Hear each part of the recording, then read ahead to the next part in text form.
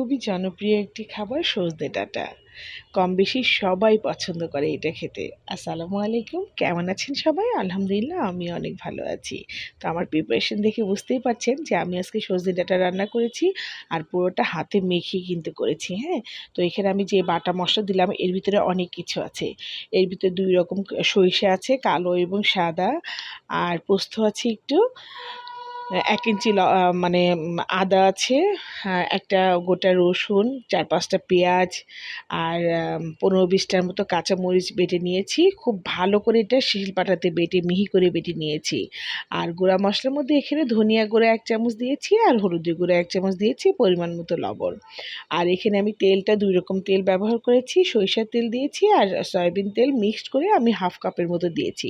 এখানে কিন্তু আজকে আমি ১ কেজি সজনে ডাঁটা রান্না করব। কারণ এই ১ কেজি সজনে ডাঁটাই দেখা যাবে আমার একদিনের মধ্যেই প্রায় শেষ হয়ে যাবে। এত পছন্দ করে আমার বাসার সবার।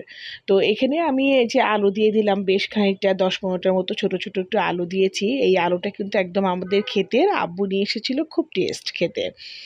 তো আমি সজনে ডাঁটাগুলো আর আলুটা সুন্দর করে আমি এই মশলার ভিতরে কিন্তু দেখুন হাতে খুব ভালো করে মেখে নিচ্ছি।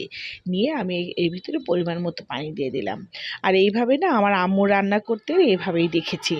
আর সজনে ডাঁটাটা যখন আমি দিয়েছি আমি সঙ্গে, সঙ্গে কিন্তু ঢাকা দিই নাই। ঢাকাটা আমি একটু পরে দিয়েছি, যখন একটু দেখছি উতাল আসছে তখনই দিয়েছি। এতে করে হয় কি, মানে একটু কালারটা ভালো থাকে আমার মনে হয়। তো যাই হোক, এখানে কিন্তু আমার রান্না প্রায় শেষ হয়ে আসছে। এটা রান্না করতে বেশি একটা সময় লাগে না, আর প্রিপারেশনে যা একটু সময় লাগে, তারপরে কিন্তু একদম ঝটপট একটু রান্না হয়ে যায়। তো আমার রান্নাটা প্রায় হয়ে গেছে, এই যে আমি এখন পরিবেশন করে ফেলেছি। আমার এই রেসিপিটা যদি আপনাদের ভালো লেগে থাকে অবশ্যই লাইক, কমেন্ট, শেয়ার করবেন। আল্লাহ হাফিজ।